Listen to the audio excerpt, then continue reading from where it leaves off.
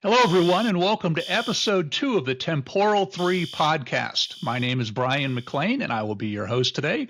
I'd like to introduce my co-host, Charles Aulner. Hi, everyone. And our guest today is Mr. Kyle Unterzuber. Kyle, welcome. Thank you very much. I appreciate the opportunity to be here.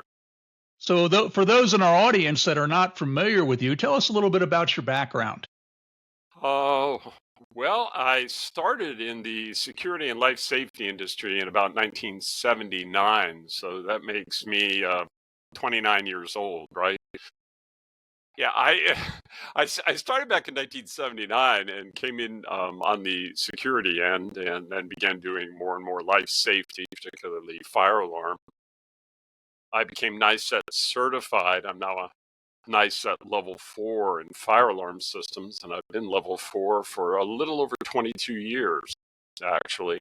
I'm also a certified fire protection specialist, and though I'm sometimes reluctant to admit it, I also serve on an NFPA technical committee for NFPA 72, serve on the Chapter 26 Supervising Station Technical Committee. And I'm sometimes reluctant to admit that because I'm partially responsible for the way that the fire alarm code gets written. Well, Kyle, I want to thank you for fighting the good fight on the NFPA Code Committee. And unfortunately, I'm afraid that's going to get you some hate mail from the people who don't like the way 26 is laid out. But, that comes with the job. Well, thank you for joining us today. So our first topic of discussion, guys, is NICET and the importance of tabs. Tabs are really important in your NICET test-taking experience. Now, I have here a tabbed copy of NFPA 72, if you all can see this. And NFPA 72 for the fire alarm exam is your most prominent reference for the entire exam at all 4 levels. It's one of 2 Bryan, books. Your tabs are really tricked out. Your code looks awesome, dude. Thank you. Well, I use the wonderful NTC tabs that are available on our website on nationaltrainingcenter.com. And these tabs, thank you for asking, Charles, are nice, heavy-duty plastic tabs, a little ESMR for y'all there. You hear that? Nice, heavy-duty plastic tabs that meet NICET's tab requirements. What are NICET's tab requirements, you may ask? Well, NICET's tab requirements are they be permanently affixed to the page. That's it. No relocatable tabs. You cannot use Post-it notes or Post-it flags or any tabs that are relocatable. They have to be permanent, which ours are. And NICET does not restrict how many tabs you have, nor do they restrict what can be on the tab. So one of the nice things we do with our tabs, you'll notice that some of the tabs are red. Charles, why are some of the tabs red in our tab set? Those are specialty highlighted tabs of certain sections of the code that are particularly important. Those are not chapter tabs or anything like that. Those represent tables or specific code requirements based on the subject matter that they cover: pull stations, smoke detectors, heat detector tables, strobe tables, or whatever. Yep. And some tab sets that are sold only tab the chapters. We go a step further when we highlight important sections of chapters. So we go one step further to make your tabbing experience, your testing experience, a little more comfortable.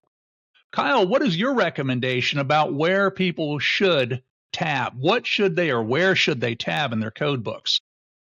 Well, I think to repeat what you were just saying as far as what's important to NICET, there's going to be certain tables, obviously, and certain articles in the electrical code, certain chapters in the fire alarm code. And as was just mentioned, there's certainly a lot of tab sets available out there. You can buy tab sets from other suppliers, including NFPA. What you're going to end up, with is a set of tabs that's not particularly helpful because they give you no direction about what's going to be important, what's not going to be important. In fact, if you buy NFPA tabs and put them all on, it will take you about 2 days, and the tabs will overlap each other to the extent that they're really not very useful. So that's another reason that the NTC tabs, which are directed towards use for the NICET exam, are so critical. let me extend also on something you just said. You mentioned permanent tabs. I believe that at least when you're developing your technique and trying to get familiar with the code book, that you may want to use some temporary tabs from time to time. If you come across some interesting information, you may want to write it on a Post-it and put it in a particular location. And that may just be a page or two that jumps out at you or that you had difficulty with. You want to make sure you remove those before you go and take the exam, but there's certainly no reason that as you're learning more about the code book that you would not be tabbing those. Just to get your technique developed. As far as some areas, immediately think of the tables, the lists of descriptions that you may not want to commit to memory and may not be able to commit to memory. And one of the best examples that I could use would be one that I use in class. And that is, I don't know at what height to mount audible and visible notification appliances on the wall. I really don't. I have no idea. I think 90 inches is involved someplace. But the reason I don't is because, first of all, those go in the details, the mounting details on the drawings when we develop drawings. And second, I can look it up. Why should I try to remember 4 or 5 numbers and rules when I can look them up quickly? Because I know where they are. And one reason I know where they are is because I go to that section so frequently. So why memorize numbers? Why spend time trying to memorize a complex set of numbers when your techniques and practicing your techniques will allow you to go to those locations? So that's a long way of answering your question, but I will mention a few places that I think students need to be able to go to very quickly. The NICET tabs identify most locations. I made a brief list here, but certainly the pathway, class, and survivability levels that show up in Chapter 12 of the fire alarm code. You want to be able to go to those quickly. And obviously the inspection and testing tables, which I believe you have tabs for, you need to be able to go there frequently during the exam. The heat detector spacing tables, the visible notification appliance spacing tables, and of course the 2 big tables that most people don't even realize exist. And those are in the annex 26.1 and 26.6.1, which deal with system criteria, the difference between proprietary supervising station and central station, for example, and the pathway performance, methods of getting a signal to a supervising station. That's A26.6.1. So those are some of the important places that I think you need to go to frequently. And if you don't have permanent tabs, at least have temporary tabs that will help you learn where those are. So, Bryan, did you notice he had to throw in Chapter 26 stuff right there? Yeah, of course. That's everything. Everything stems from Chapter 26. Well, I got to give Kyle credit. Go ahead, Kyle. I'm sorry. I was just going to say the technical committee that I'd like to be transferred to is the fundamentals, because their abbreviation is SIG Fun, FUN. And everything about the code is fun, but that chapter yes. in particular is fun. We have so much fun. I was in Salt Lake City for the technical committee meetings a few weeks ago, and we had a blast. Oh, I'm sure of it. So, Charles, you are a NICET test taker, obviously, being NICET certified. How much time savings do tabs afford you in the exam? Well, you gave me a heads up you were going to ask me about this, so I did some research on this particular topic. I have my research notes right here. Oh, look at that. It turns out that there was this Greek guy way back when named Pythagoras. He came up with some mathematical crap about triangles. But that's only part of the story.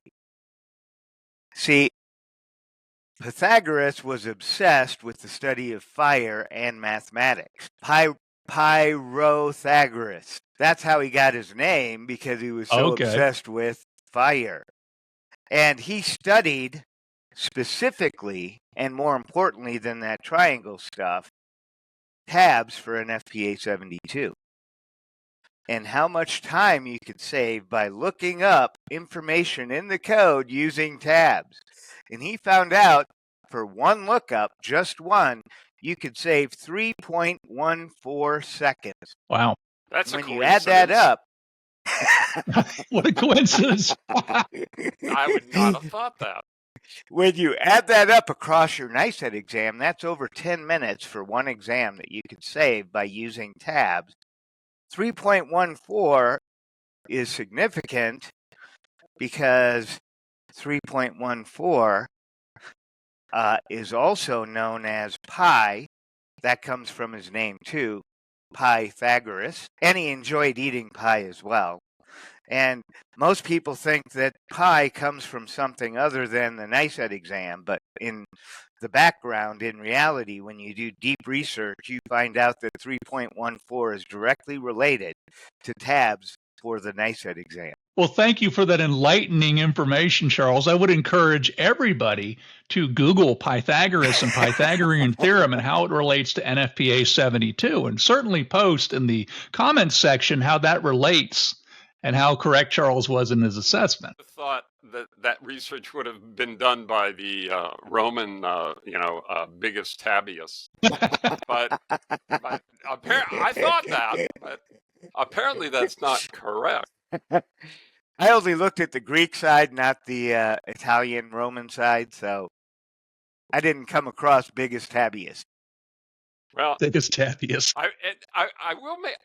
Let me make a late entry. Let me make an addition because while being inspired by Charles' talk and his history, another location occurred to me for a tab that I don't think it's mentioned very often, but I find it very helpful when I'm teaching electrical contracting classes. What I'm explaining how to pass a licensing exam for electrical contractors. And that is, if we go to the electrical code, if you look at the table of contents, pages 2 and 3, you see the list of cable types and raceway types there on facing pages, articles 320 through 340, and then 342 through 362. And there, in one location, is a quick guide for where to find information on the different types of raceway cables application. And it is so much faster to use those 2 pages rather than to go through the index at the back of the book. If you want to find armored cable, instead of flipping to the back and flipping through the index to find AR, ARM, page such and such, instead of doing that, flip to pages 2 and 3, 2 facing pages, and that will speed things up. That's a shortcut for you. And as we were discussing exactly how long it takes to look things up in the index, I emphasize to people there is overhead in using the index. There is, I wouldn't say it's wasted time, but there's overhead because you don't realize how long it takes you to look something up in the index. Flipping pages and, again, running A, B, AR. If there's, or you can immediately takes you to where you, that's. I'd say it saves more than that. I've tried using the electrical code index, and I find it extremely difficult to navigate. Very broad compared to 72. We're used, as fire alarm people, we're used to 72. And 72 is fairly specific, but in 70, because we got to remember the electrical code encompasses everything electrical, not just fire alarm, that anything we're looking for that may be fire alarm related is probably going to have a pretty generic reference. And guys, that takes us to our next subject. Appreciate the segue, Kyle. Understanding codes. I want to talk a little about NFPA 70, Article 760 in particular. This one is a really important article for fire alarm people, but also a really important article for people taking the NICET exam. Because NFPA 70 is one of the 2 codes that you can bring into all 4 levels of the fire alarm exam. In fact, the special hazards people use it in a couple of their exams. I don't think the sprinkler people do. But it appears in multiple places in NICET. And with 760, one thing that people neglect to notice about 760 is that it's broken into 4 parts. There's the intro part that kind of gives you general information. There's non-power limited fire alarm. There's power limited fire alarm, and there are listing requirements. So, Kyle, what are your thoughts about navigating within that article, within 760? What's the best way for a NICET test taker or a fire alarm person trying to find a specific piece of information to find his way around 760? Well, it's a relatively short article. I try to emphasize that to people. I think the part 1 is only about a page and a half long. Part 2, non-power limited fire alarm, is about 2 pages long. So it's not a long and detailed article to navigate. And as you mentioned, part 1 basically is there as the charging part that describes what is going to be discussed in the article. It gives you some definitions. And then it moves on to what's probably the most important part of part 1. And that is, it tells you what other sections of the code apply to fire alarm work. And that's pretty critical. For example, it makes a general statement that no sections or no requirements of Article 300 apply to fire alarm, with the exception of the following, and it makes a list. And for anybody who's not familiar with Article 300 is basically the general requirements article for general wiring associated with branch circuits. So if we're going to do 120 volts or 240 volt wire work, then we use Article 300 to tell us how to execute that work. And those general requirements include everything from fire stopping to conductor fill to supporting conductors in vertical raceway. It includes the requirements that for outlets and switches, that an electrician has to leave 6 inches of spare wire, spare conductor to stick out the front of the box. And some of those general requirements do apply to fire alarm work. Conductor fill does apply. Some of the other requirements, fire stopping, they apply. But all of that is described in part 1. Part 2, of course, as you mentioned, is going to deal with non-power limited fire alarm. And I think it's helpful to think of both part 2 and part 3 as being broken into 3 main subjects. The first subject in each section describes what that particular type of system is. Non-power limited fire alarm tells you what a non-power limited fire alarm consists of. But it then goes on to discuss wiring methods, followed by mechanical execution. And wiring methods are going to tell you what kind of materials you can use. And that includes the conductors that you use and multi-conductor cables you might use. The mechanical execution tells you basically how you install it, how you separate the conductors from other circuits or other systems, how you protect it, for example, in a hoistway. And what I've just said applies to part 3, power limited as well. It starts out by telling you what materials you can use. Well, actually, what a power limited fire alarm system is. Then goes on to tell you what materials you can use, then the mechanical execution of the work. Finally, we get to part 4. Part 4 is the listing requirements. This tells you about the listing that's required for the materials you use, particularly cable and conductors, and the markings that have to be on. Awesome. Thank you, Kyle. Charles, what are some important things for people to know about Article 760?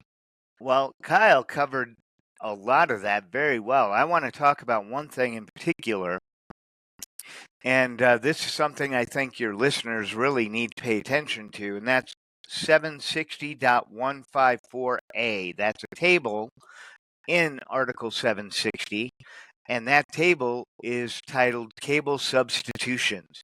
In fire alarm, a lot of folks have this misconception about what cables can actually be used. And there's this thought that it has to be 18 gauge solid or larger. No stranded cable can be used.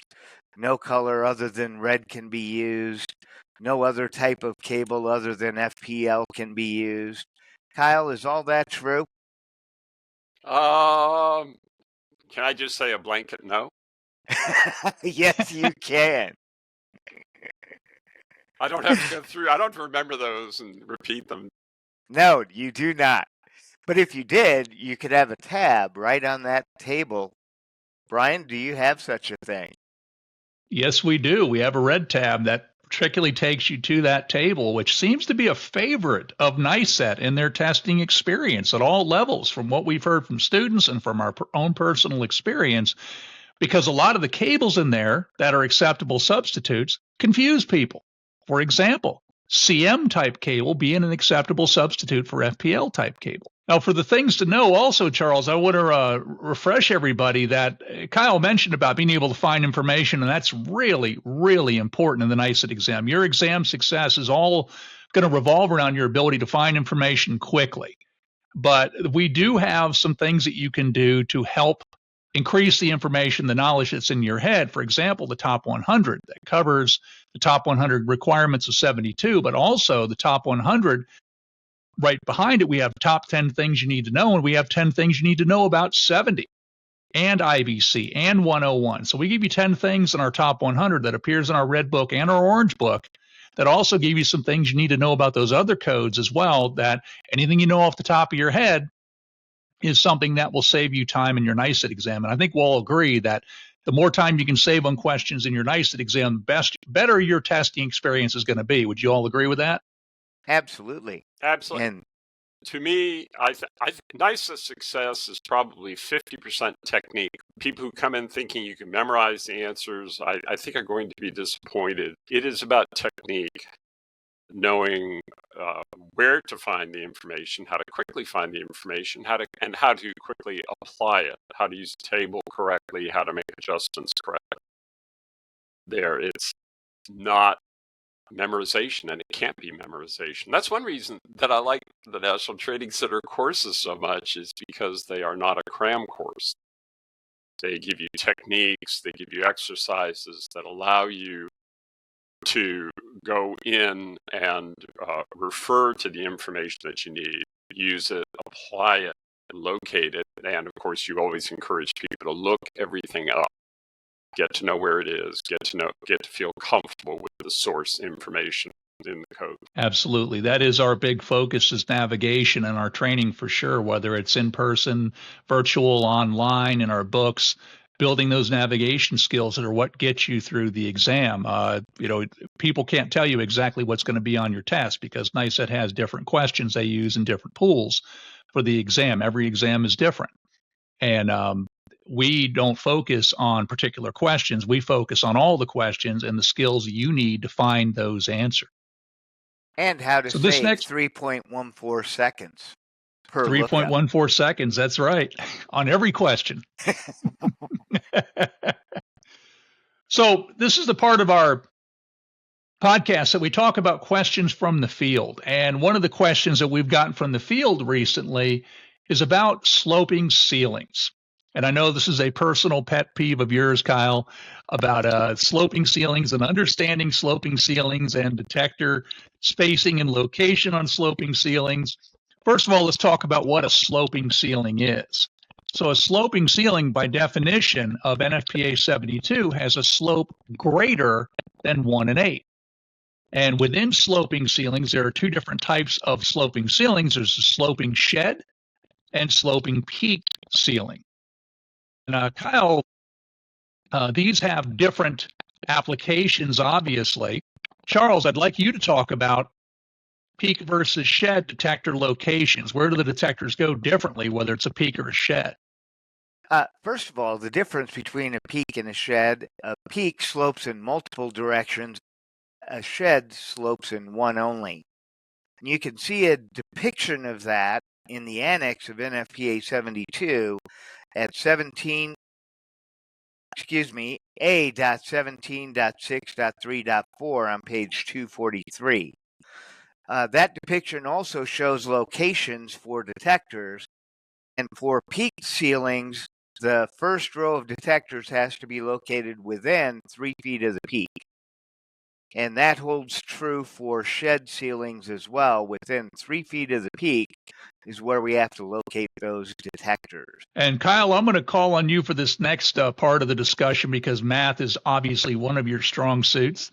And one of the discussions that we've had recently and talking about sloping ceilings is how to figure out what a slope is, whether it's a 30-degree slope. And I'd like you to talk a little bit about that, but also what's a 1 1/8 slope? This is an area that seems to cause a lot of confusion for people who are new to sloping ceilings, whether shed or peak. I think in some ways it's unfortunate that NFPA uses the term slope, whereas I think a lot of people would feel more comfortable with the word pitch, because we talk about a roof. We're going to say we have roofers go on the roof and put down new shingles or whatever. And we'll talk about what the pitch of the roof is. And I think people understand pitch. Pitch is the amount that the surface goes up compared to the amount that is horizontal to the ground or parallel to the ground. And we usually refer to that as rise over run.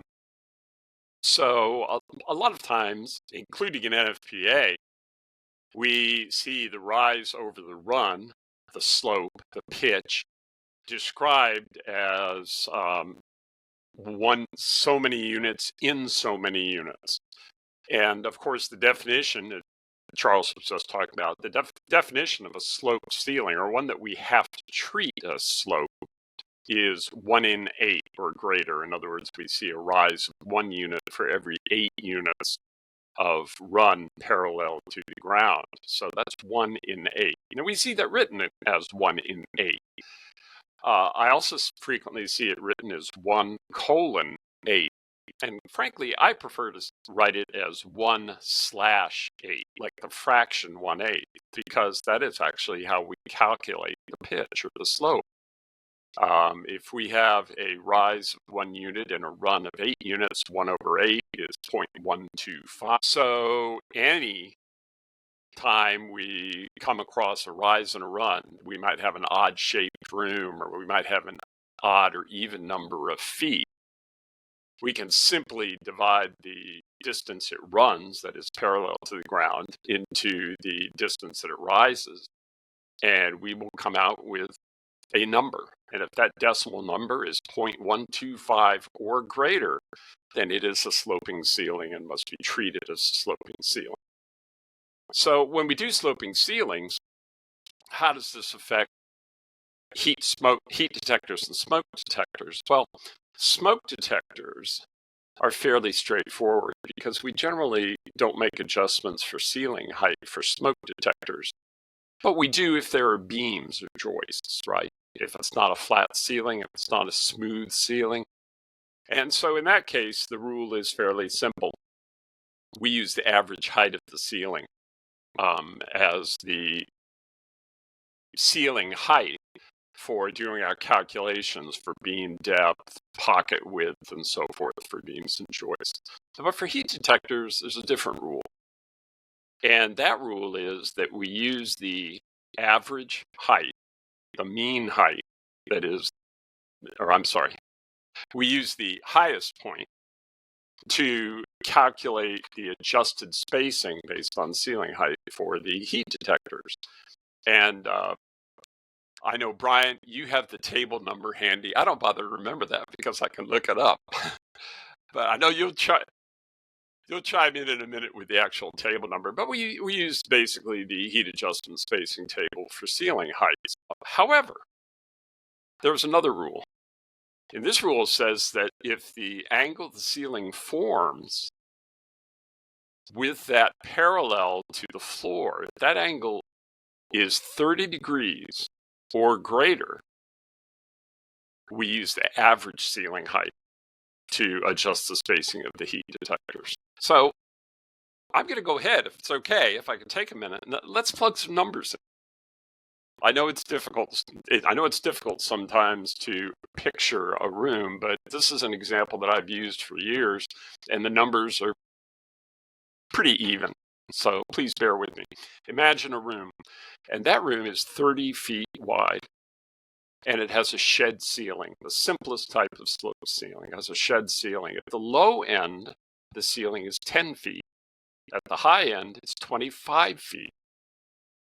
So we have a 15-foot difference between the low end and the high end over a room width of 30. And it's very simple to do the math, right? 15 over 30, 0.5. Is that 30 degrees? Well, there's a bit of information that's not in the fire alarm code that you need to know. And that is, if you remember back to 9th grade or 10th grade, or you ever took trigonometry, you need to know what the tangent value for 30 degrees is. And the tangent value is basically the ratio of the rise over the run for 30 degrees. And it's an odd number.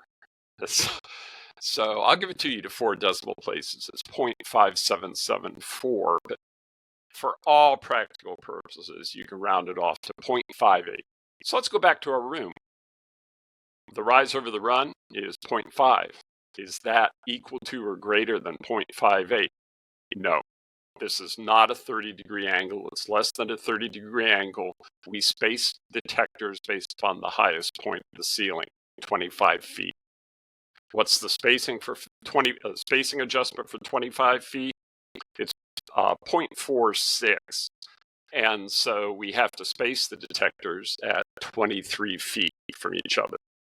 And if we do that, we find out we need 3 rows of 5 to cover that room. What happens if we increase the shed ceiling height to 28 feet? At 28 feet, the rise is now 18 feet compared to the run of 30 feet. And the value there is 0.6. 30 into 18 is 0.6. So now this is greater than 30 degrees because 0.6 is greater than 0.58. So now how do we adjust the heat detectors?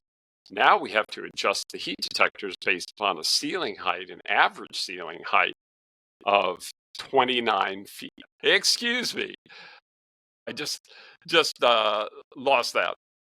The average height would be 19 feet. That's correct.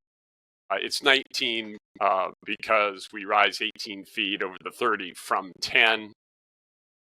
If we do take a look at the average height between the 10 and the 29, it would be 19. Or 28 would be 19. So what's the adjustment for 19 feet? The adjustment for 19 feet is 0.64. And so that means our adjusted spacing for our heat detectors is now 32, for a 50-foot heat detector is now 32 feet. Because it's 32 feet, we now only need 9 detectors, not 15. The top row has to be spaced according to the height that it's at, which is 28 feet.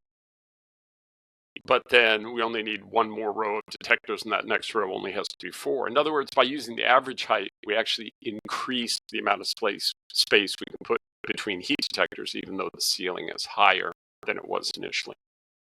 So for a lot of people, that doesn't make sense. But if you sit down and do a drawing, or you re-listen to this podcast, do a sketch, hopefully you'll see what I'm talking about. Awesome. Thank you, Kyle.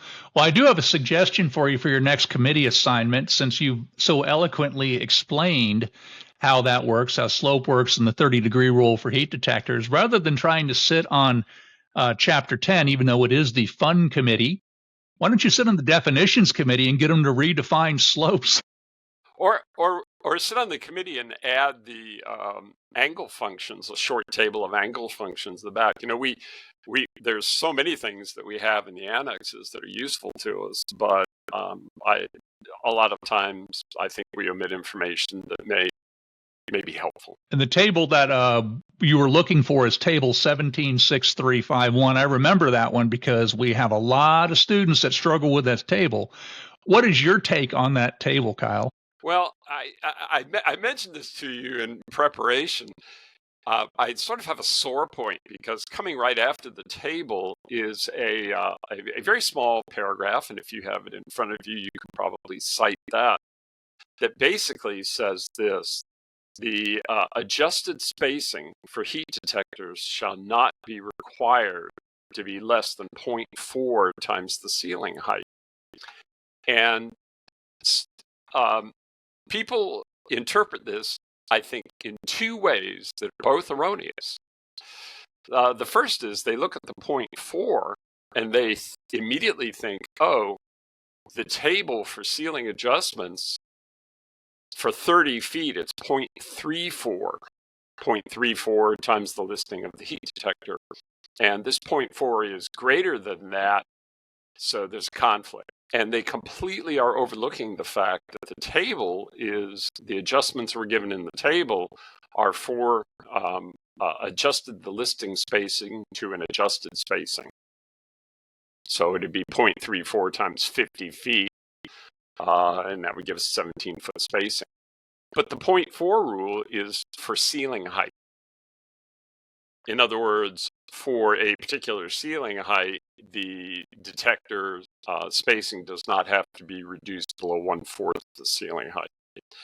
That's an erroneous interpretation. The second erroneous interpretation is, okay, for any ceiling height, I can just use 0.4 times the ceiling height and get the spacing, which leads to the ridiculous conclusion that a 50-foot ceiling, that you can space heat detectors 20 feet apart from each other, which is greater than for a lower ceiling. And that is not true either. For ceilings over 30 feet, as you guys are probably aware, NFPA admits there's no real methodology or protocol that gives consistent results. That's why the table only goes up 30 feet. It's not that you can't put heat detectors above 30 feet. It's just that in those cases, it needs to be performance-based or engineered solutions. Somebody knowledgeable has to use Annex B or has to do some engineering.